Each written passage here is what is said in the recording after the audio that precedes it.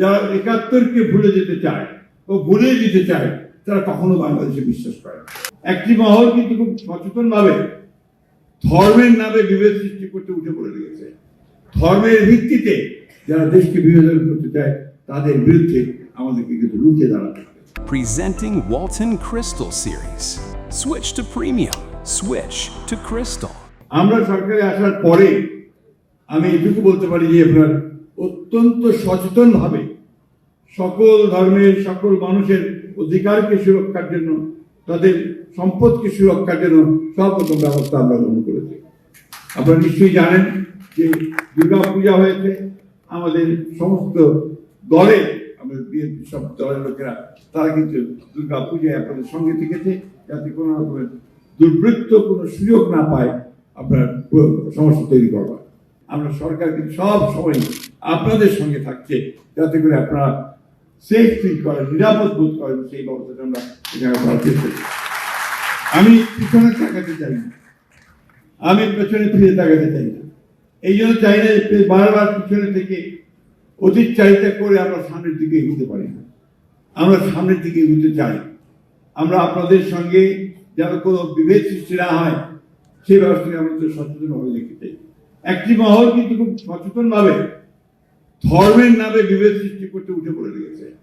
আমরা নিশ্চয়ই সেটা লক্ষ্য করছেন যে বিগত নির্বাচনে আপনাদের সনাতন ধর্মের মানুষেরা আমাদের বাংলাদেশ জাতীয় দলের রাজনীতিকে, আমাদের তারেক রহমান সাহেবের রাজনীতিকে এবং খালেদা রাজনীতিকে অকুণ্ঠ সমর্থন দিয়েছেন এবং এই জন্য আমরা আপনাদের কাছে আন্তরিক কৃতজ্ঞতা এবং ধন্যবাদ।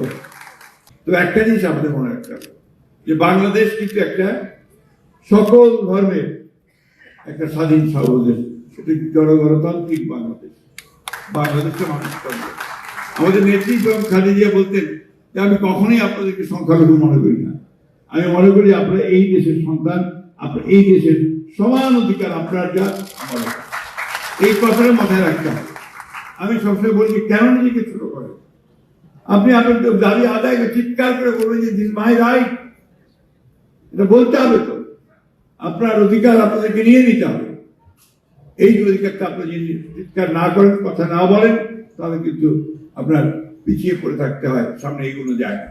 আমি সবসময় একটা কথা বলি, যারা ৭১-কে ভুলে যেতে চায় ও ভুলে দিতে চায় তারা কখনো বাংলাদেশে বিশ্বাস করে না। ১৯৭১ সালকে অবশ্যই অবশ্যই অবশ্যই সামনে আনতে হবে এবং সেইটাই নিয়েই আমরা এগিয়ে যাই সামনে থেকে।